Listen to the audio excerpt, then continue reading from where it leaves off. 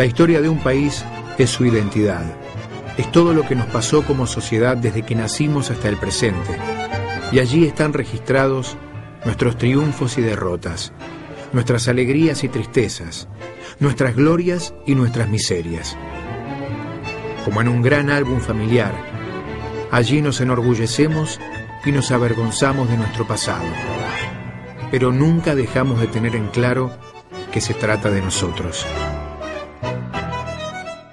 El pasado no es solamente un elemento para que los historiadores puedan trabajar, sino que el pasado en realidad es presente y futuro. O sea, yo soy lo que soy hoy porque fui lo que fui y mis padres y mis abuelos fueron lo que fueron. Los pueblos que tienen una clara voluntad de incidir en su presente, de conformar su presente y de incidir y conformar su futuro a su propia voluntad y no por el designio de otros, han tenido y necesitan tener una clara conciencia de su historia como pueblo.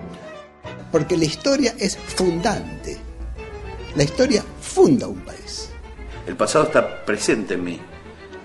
Yo soy consecuencia de ese pasado. Los argentinos somos producto de la historia que hemos vivido, somos producto de las contradicciones, de las luchas, de los enfrentamientos y los acuerdos que hemos tenido a lo largo de estos 200 años. Los avances, los retrocesos, las revoluciones y las contrarrevoluciones. Si tenemos conciencia de nuestro pasado, nuestro accionar en la vida presente es más claro, más consciente, más práctico consciente.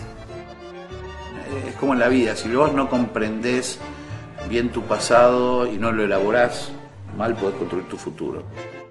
Me parece interesante que se aproveche el tema de los festejos del Bicentenario para discutir, conocer acontecimientos cruciales de nuestro pasado que comenzaron en mayo de 1810.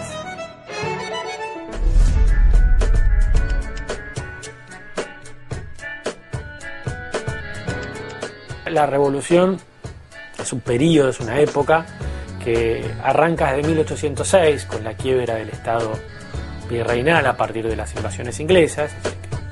A partir de que se producen las invasiones inglesas y que se forma el protoejército, nace hay un indicio de autoconciencia, es decir, bueno, nosotros somos y estamos acá y vamos a pelear contra quienes nos quieran saquear de aquí.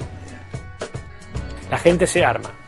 Hay más o menos 8.500 personas armadas que se llevan el arma a su casa y discuten de política.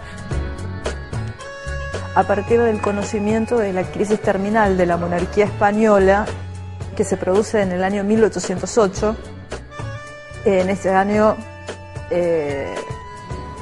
se produce la famosa farsa de Bayona, donde los reyes delegan el poder a Napoleón, quien designa un nuevo rey por fuera de la monarquía española, que va a ser su hermano.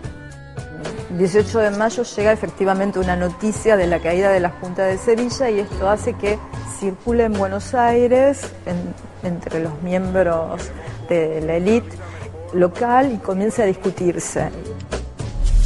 El 19 de mayo de 1810, al recibir las noticias de la caída de la Junta Central de Sevilla en manos del ejército francés de Napoleón Bonaparte, los criollos ven la oportunidad de poner en práctica sus ideas emancipadoras. Comienzan a reunirse para analizar la situación y cuestionar la autoridad del virrey del Río de la Plata, Baltasar Hidalgo de Cisneros. En esos encuentros se decide pedir al virrey la convocatoria a un cabildo abierto, con el propósito de discutir la situación en que quedaba el virreinato después de los hechos en España. El virrey da su aprobación y el 21 de mayo se envían 450 invitaciones a los vecinos más importantes para la reunión de un cabildo abierto que se llevará a cabo al día siguiente. El 22 de mayo de 1810 se realiza la asamblea con la presencia de los comandantes de los cuerpos militares y de los vecinos más importantes de la ciudad. Allí se debate la continuidad o no de la autoridad virreinal. existen tres posturas en el debate. Posición española, representada por el obispo Lué y Riega, quien sostiene que el virrey debe continuar en su cargo. Posición del Cabildo, sostenida por el general Pascual Ruiz Huidobro, quien propone que el Cabildo era la institución que debe asumir la conducción del gobierno y defender los derechos de Fernando VII. Posición de los criollos revolucionarios, representada por Juan José Paso, Juan José Castelli y Cornelio Saavedra, entre otros, quienes proponen que el pueblo debe asumir la soberanía y elegir un nuevo gobierno, facultad que podía asumir Buenos Aires en caso de urgencia. Realizada la votación, se decide que la soberanía pasará al Cabildo con la finalidad de constituir una junta de gobierno. Es el fin del orden virreinal. El día 23 de mayo, se le comunica al pueblo el cese del virrey. El 24 de mayo, queda constituida la Junta Provisional Gubernativa, presidida por Baltasar Hidalgo de Cisneros.